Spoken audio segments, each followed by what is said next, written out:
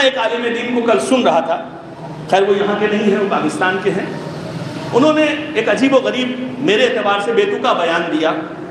انہوں نے کہا کہ آپ لوگ جو ہے 9 تاریخ کو، وہ کہہ رہے تھے 9 یعنی 9 ربیع الاول کہہ رہے تھے کہ آپ لوگ خوشیاں مت منائیے. ان کے کہنے کا مطلب یہی تھا، آپ لوگ خوشیاں مت منائیے، آپ لوگ امام زمانہ کو پرسہ دیجیے، چونکہ وہ اپنے بابا کو دفن کر کے آئے. تو اگر اس طریقے سے ہم لوگ گفتگو کریں گے تو ظاہر سی بات ہے ہم عید بھی نہیں منا پائیں گے، ہم 17 ربیع الاول بھی نہیں منا پائیں گے، چونکہ کہیں 10واں پڑ جاتا ہے، کہیں 20واں پڑ جاتا ہے، کسی نہ کسی معصوم کی شہادت ہوتی ہے، اگلی خوشی ہوتی ہے. مولا کائنات میں اگر آپ کہیں تو عید نہیں منا سکتے آپ، 10 دن کے بعد عید ہے تو 10واں ہے مولا کائنات کا. تو میں چاہتا تھا کہ ان کو انشاءاللہ میں اپنی ویڈیو وہاں ڈالوں گا ضرور، لیکن میں نے کل کتابوں کی تحقیق کی. مجھے ایک کتاب پوری مکمل کتاب مل گئی جس میں شیخ عباس قمی، پہچانتے ہیں ان کو آپ، مفاتیح الجنان والے، دنیا میں قرآن مجید کے بعد سب سے زیادہ چھپنے والی کتاب مفاتیح الجنان ہے. اور اس بزرگوار عالم دین کی ایک کرامت سنیں، پھر آگے بڑھوں تاکہ یہ سننے میں آپ کو لطف آئے.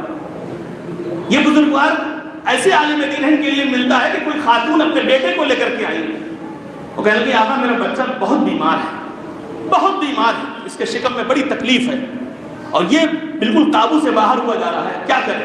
کہا تھوڑا پانی لے آؤ. توجہ چاہے، تھوڑا پانی لے آؤ.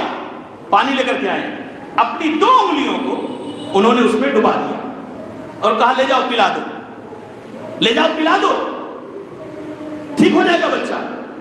ماں لے گئی، وہ جلدی سے پلا دیا، بچہ ٹھیک ہوا، واپس آئے، بچہ ٹھیک ہو گیا، واپس آئے.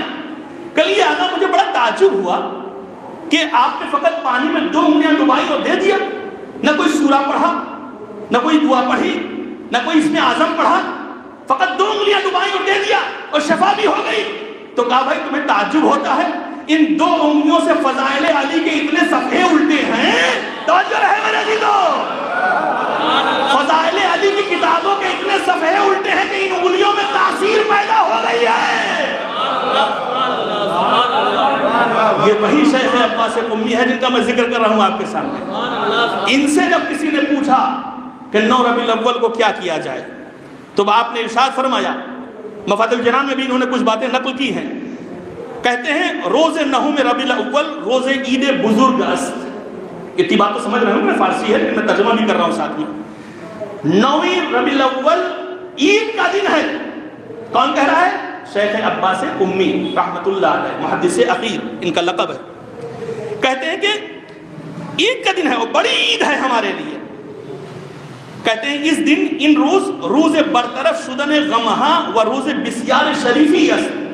9 ربیع الاول وہ دن ہے جب غم دور ہو جاتے ہیں سارے کے سارے اور خوشی کے آثار نمایاں ہو جاتے ہیں چہروں کے اوپر. توجہ ہے آپ کی؟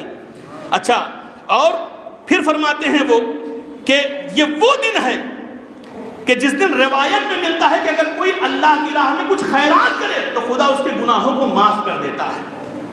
9 ربیع الاول کے لیے آگا بولتے ہیں، کہتے ہیں کہ روایتوں میں ملتا ہے مستحب ہے ایک دوسرے کو کھانا کھلانا اور ایک مومن دوسرے مومن کو خوش کرے، اس دن خوش رکھے، ایسی باتیں کرے جس سے ان کے چہرے پر خوشی کے آثار نمایاں ہوں.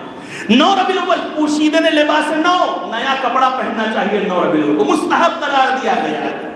تیسری چیز شکر خدا اور عبادت میں بسر کرنی چاہیے اور اپنی فیملی کے لیے اچھے سے اچھا کھانا پکوائیے اور اچھی سے اچھی خوشی کروائیے.